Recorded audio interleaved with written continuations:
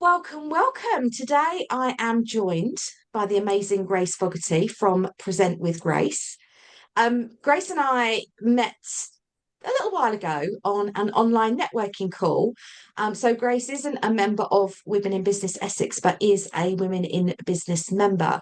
And we met, and she does something that is very, very close to my heart, which is why I'm really delighted that we get to have a conversation today, because Grace really helps businesses make the most of their networking. So rather than just turn up and network happen for them and they don't get any business, she actually supports businesses actually make money through networking. So I'm delighted to have you join me today. Welcome, Grace.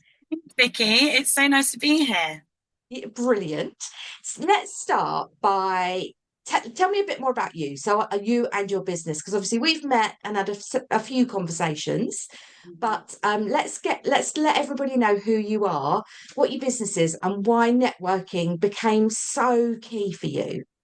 Yeah, so I am a networking strategist, and I really am on a mission to empower female small business owners to use networking to attract dream clients that they love to work with.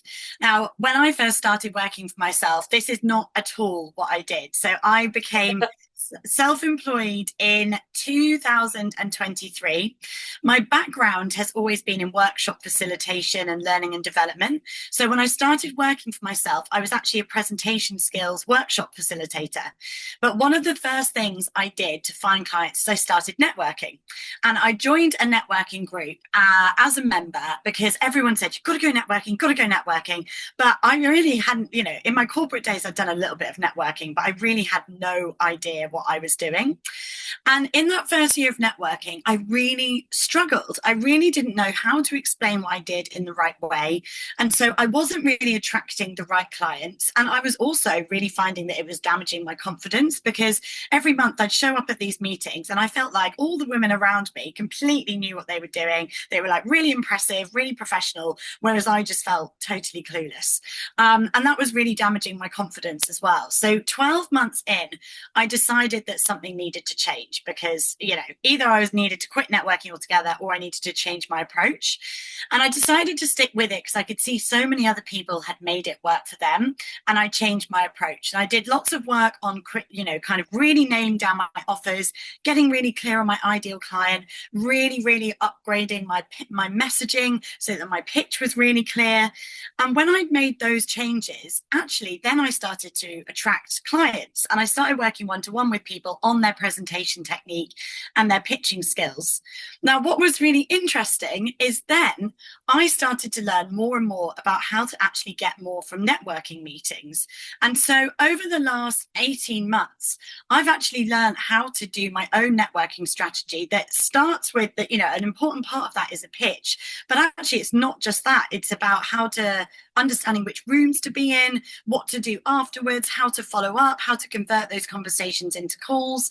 And so through my own experience of building my business and learning how to network myself, I've now completely changed my focus. So now I help women with their own networking strategy, because there's so much that I've learned and I've helped clients to do that actually has made me realize, so many people go to meetings and feel like I used to when I started. They go and they don't know what they're meant to do. They spend all this time and money on networking and they're not getting the results. So now I've changed my focus, and now that is why my business is all about networking. It's very much based on my own experience and yeah, how I've learned by doing. I think that's why when we first started having some conversations, I really resonated with you, because I didn't even 5 years ago, I didn't even know networking existed. Yeah. And I don't know if that's coming out of, large business in London. You're in an organization, you're being paid a salary at the end of every month. You just, you don't need to network. Although I now understand, actually, I should have been networking through my whole career. But, we can't go backwards, unfortunately. I was invited along to this thing that I didn't even know was networking. So nobody even labeled it.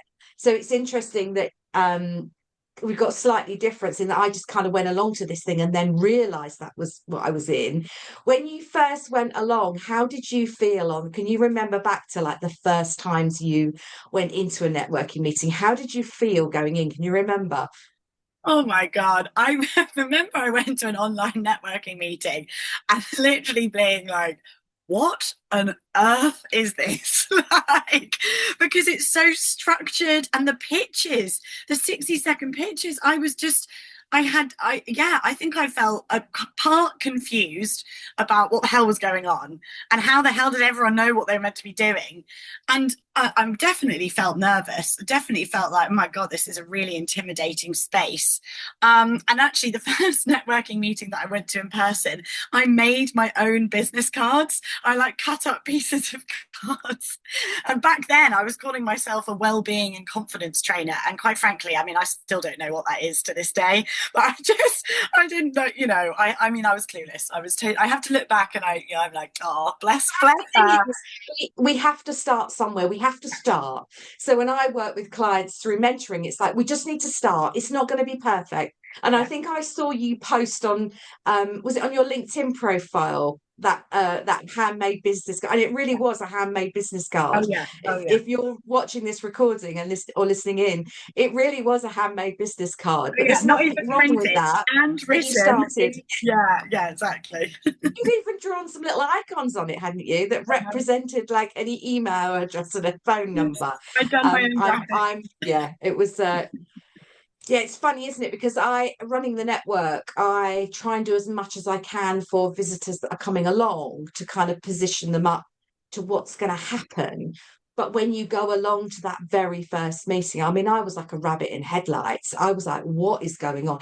And I hadn't even been told when I went to my first networking meeting that I got an opportunity to speak for a period of time. And I just started a business as well. So I, probably a bit like you, I had this label as an interior designer, but I hadn't really figured it out. Um, so trying to then explain what I do to somebody else when I haven't quite figured it out kind of does put you a little bit on the back foot, which is, why having some support to really be able to put that. I don't really like the word pitch, but ultimately that's what it is. You are pitching yourself to a room full of a room full of people. A room full of people. Do you just do online networking, or do you do face-to-face stuff as well? No, I do a combination. I do a Yeah, combination because I like both for different reasons. I really like going to face networking because it's nice to be able to have those more like organic conversations, before the meeting and afterwards. It's also just like really fun to be in the room with people. But yeah. I also really love online networking because it's so much more efficient. It's a much better use of time, because you cut out the travel. And I've found lots of clients through online networking, so I don't think one is better than the other. I think there's a place for both. Yeah, and particularly when you're networking just with women, we want that time, that little bit of time for chat before and a little bit of chat time for chat for afterwards. I think I like a combination of both because obviously I don't want to be locked down to one particular area and you just don't know who you're ever going to meet. I remember being on a networking thing years ago, well not that long ago, but maybe 3 years ago, and I met a guy that puts up circus tents. And I'm like, how is this going to be a good connection for me? But you have a really good conversation and you don't know who people know and therefore are connected to. So going back to the pitch, a lot of people will worry about saying the wrong thing. Mm. So how through the work that you do you help people decide what to talk about and how to explain what they do clearly? Yeah, so actually, when I was mentioning my own story of how I've got to where I am now, when changed my approach in the way that I networked, I spent 18 months working as a pitch expert and really helping people to nail their 60-second pitch. And now that's evolved into the broader networking strategy. So because I know that a lot of people struggle with this. So when you are going to deliver your pitch when you're networking, there's a couple of things to really keep in mind, some kind of like golden rules, if you like. First of all, What you want to be saying in your pitch is that you want to be speaking to your ideal client in a way that they can really relate to. Because what you want to happen is when you are talking about your business, you want someone, your ideal client, to be sitting in that room and thinking, oh my God, she's literally talking to me. Yeah, that's how I feel. That's what I was just talking about this morning. I feel like that all of the time. You want your pitch to be relatable. And the way that you do that is you have to you have to think from your ideal client's perspective. Talk about the problem that they are experiencing right now that you help solve, and describe that problem in words that they would use themselves. So rather, I think one of the things that I see people do in their pitch, which is more of a mistake, is to get kind of technical or to really focus on the process and quite descriptive. But actually, when you're networking, you can be really human.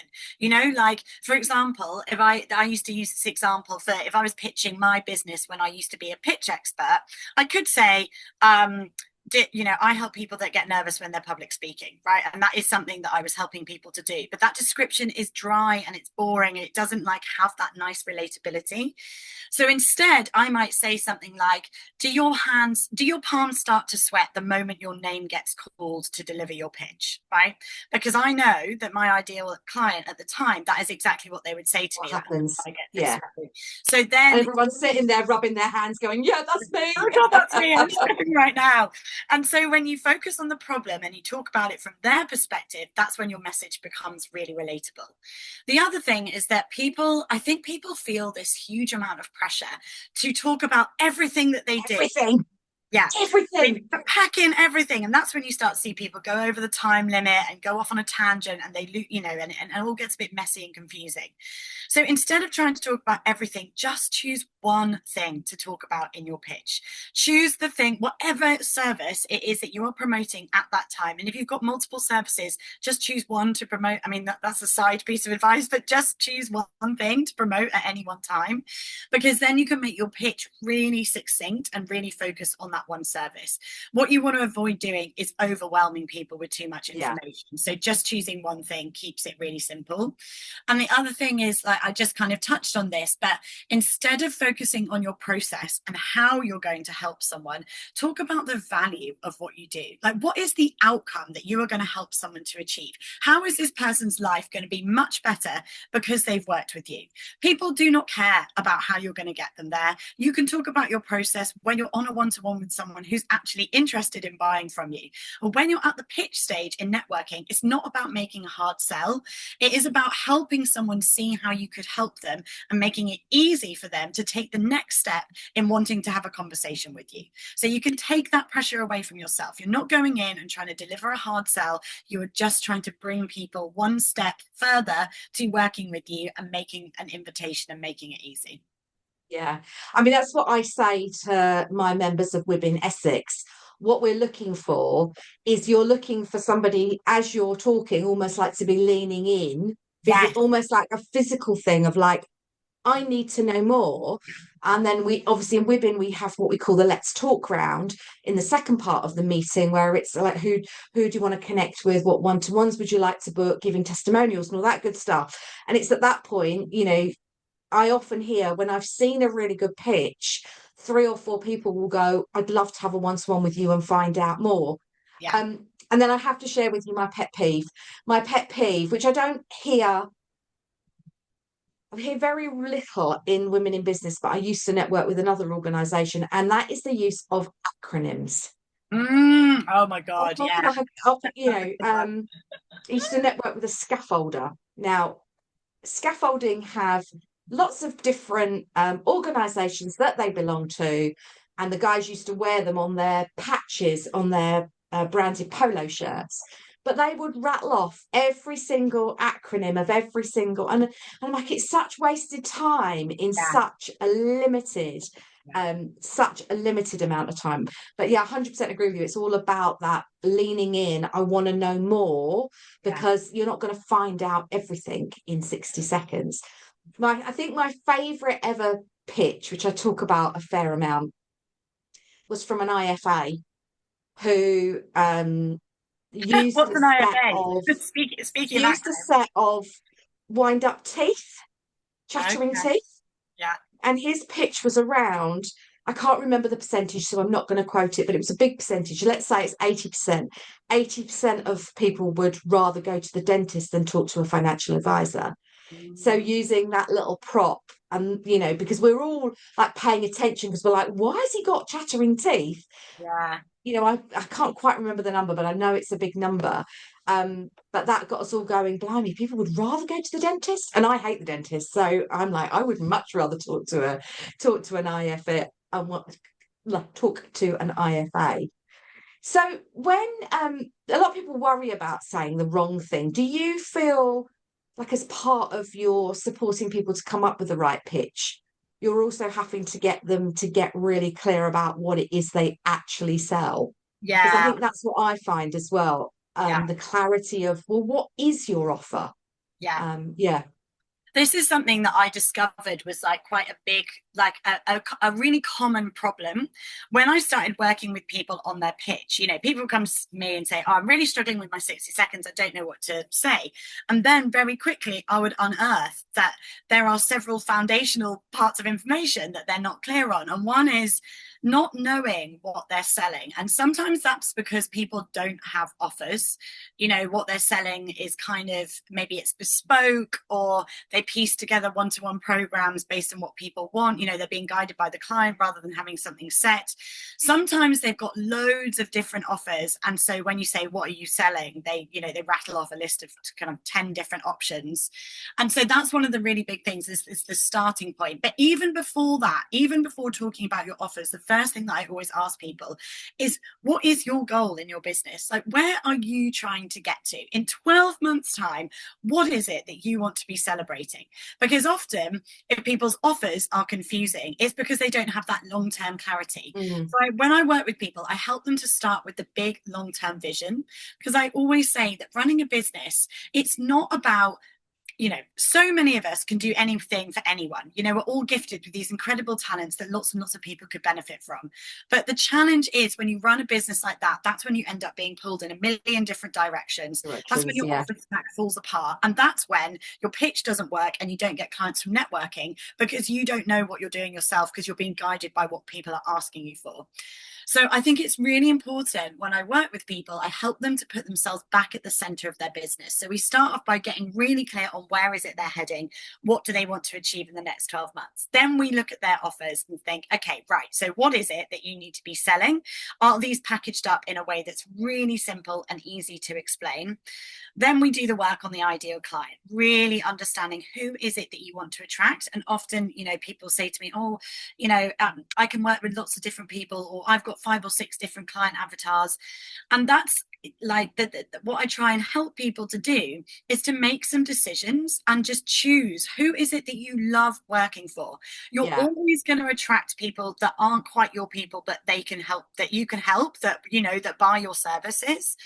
But who do you want to work with? That's why it's so important to put you at the center of your business, because when you know that and you're clear on who that ideal client is, then we can do the work on, okay, so what is this person struggling with? What are the problems? What are the things they really, really want to have? And then we can workshop, how do you speak in a way that's going to resonate with those people? And when we've done all of that foundational work, then we can come back to the pitch and say, right, this is what you need to be saying. This is how to structure it.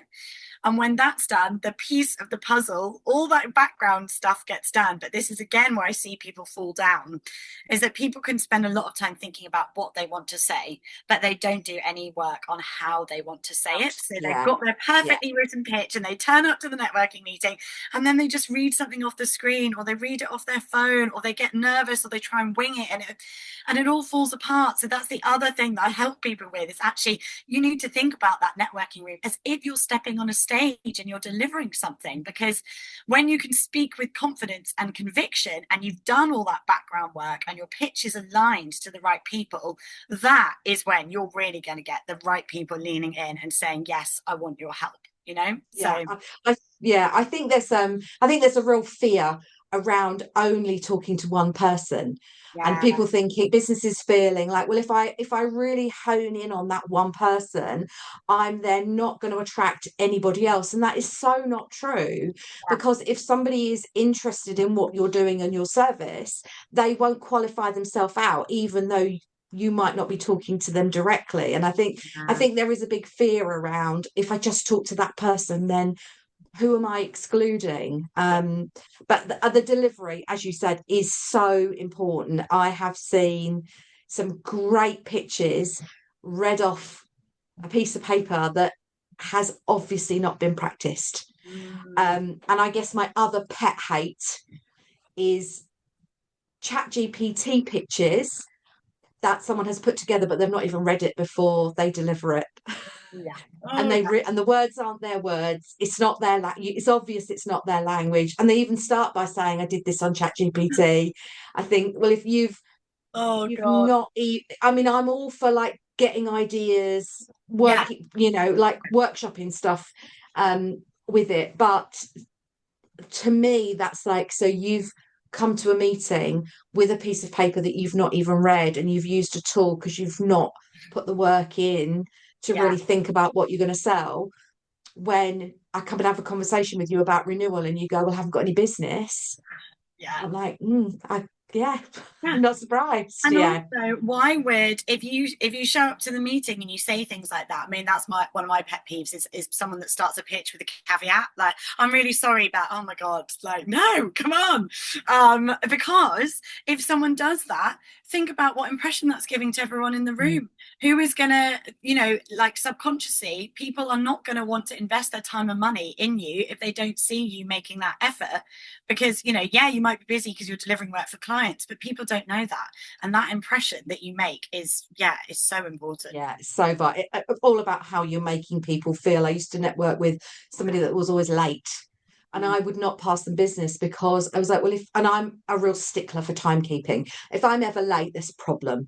Yeah. I'm always early wherever I go. Timekeeping is almost like one of my OCD things. But he would always, he'd always be late, or he would be scraping in, just before, he was like the final person in before the door shut for the meeting to start.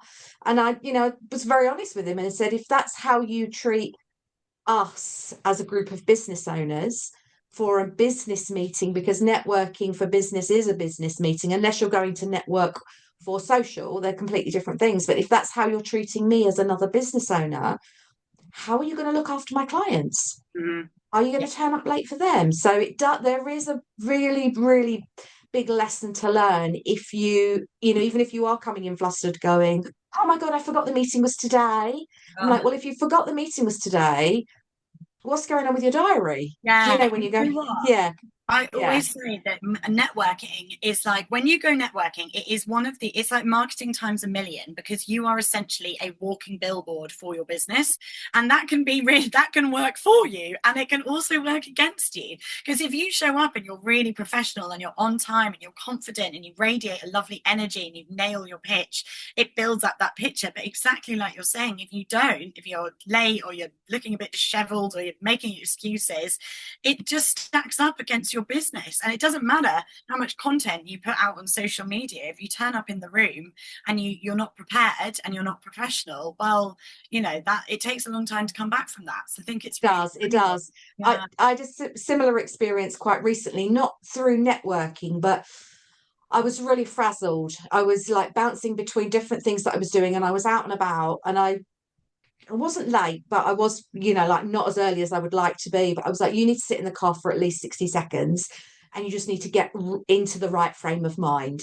Because if you just walk into that next meeting, your mind is not in the right place, and Mm. you will not start and deliver what you want to deliver. So I think sometimes, especially if you're new to networking and you're feeling very nervous, it's just, take a few deep breaths, get yourself into, what am I doing? What am I focusing on? Because I think we spend, obviously, I spend a lot of time networking because I own a franchise. You spend a lot of time networking because it's a core part of, well, it is what you do. Mm. Um, but we need to get ourselves into the right frame of mind. And if we're giving up that time to network, that might be when we're not delivering client work. So we've got to make the most of it.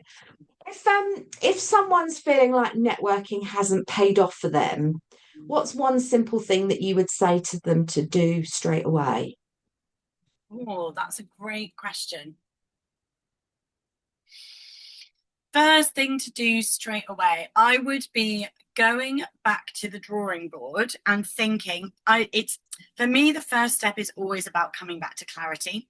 Don't what you shouldn't do straight away, which is what a lot of people do, is panic and join a bunch of new groups, hoping that the answer is in the new groups. Because chances are, if you've been networking a couple of times a month and something's not working, the problem is not the groups you're visiting. The problem is you and how you're pitching and how you're showing up in those rooms. So I would go back, take a step back, and look at the big picture and think about, okay, so am I clear on my goal? Do I know why I'm networking? Are my offers clear? Is there one thing that I'm focused on, or am I doing a scattergun approach? Do I really know who my ideal client is, or have I fallen back into the habit of saying things like, let me know if you know anyone who's interested? Is my messaging really clear? Is my messaging really clear? If someone doesn't know anything about me, will they know? Will they be able to tell who it is I'm looking for? And a final thing to also work out is, what is the call to action you're talking about? Are you going networking? Are you giving a call to action? And when I say call to action, that is an open invitation to book a call, to come to a free masterclass, to download a guide. You decide what the action is, but are you making it easy for someone to say yes? So I would look at the big picture and work through that checklist. I also, if it's a case that actually they need a new pitch, I have a guide that literally breaks down 5 things to say in your pitch that mirrors what I was saying earlier about getting clear on the problem and the outcome. But I would work through those questions, the foundations. Is the foundation clear? Are you clear? When you're clear on that stuff, then rewrite the pitch. Yeah. And I will put a link in the description. So if anyone wants to grab that free guide, head down into the description for this video and you will find that link there. Yeah, the call to action is interesting, isn't it? Because within my groups, if my members don't give me a call to action, I will ask what the call to action is. And I think sometimes we overthink it. Sometimes we overthink that it needs to be, a call to action is asking for a sale. It could be something as simple as, I'm promoting a new group that I'm opening. Please, could you jump onto LinkedIn and give it a little bit of love, whether that's a like, a comment, or if you'd go as far as a share, that would be amazing. But I think sometimes we think these call to actions need to be these big, grand things. But as you say, let's book a call. Would you like a freebie? I can add you to my newsletter. You'll find more about, we're not necessarily saying you've got to come and sign up to spend £1,000 with me, which I think often with women when networking, I see that's what they're afraid of. They're afraid of that final close. But we should never be afraid to ask for what it is that we're looking for help with. Brilliant. Yeah, totally. Yeah. Thank you so much for joining me today, Grace. I feel like you and I could talk about networking for a day, and I have no doubt we'll probably do a part 2 on this, because talking about introductions, referrals, great one-to-ones, I think is all good advice and support. So if somebody wants to come and find out more about you, where is the best place for them to come find you? Yeah, so you can find me on LinkedIn, Grace Fogarty on LinkedIn. That's where I post. That's where my big social media presence. Or they can check out my website, which is presentwithgrace.com. Thank you very much. Thank you for joining me today. Thank you for having me. It's a great way to start the day. I have so many more things that we could share. There's so much more. So I knew when we originally had a conversation, I knew that this will probably turn into a 10-part series of you and I talking about networking. So we'll see how that goes. But if you have watched along and you've got this far and you have enjoyed this showcase with Grace, please do go and head over and watch more of the member showcases on the channel. And I am trying to build the following on this YouTube channel. So please do give us a follow. That would be very much appreciated. Grace, thank you very much. Have a fantastic day. And I will see you soon. Yeah, see you soon. Thanks, Vicky.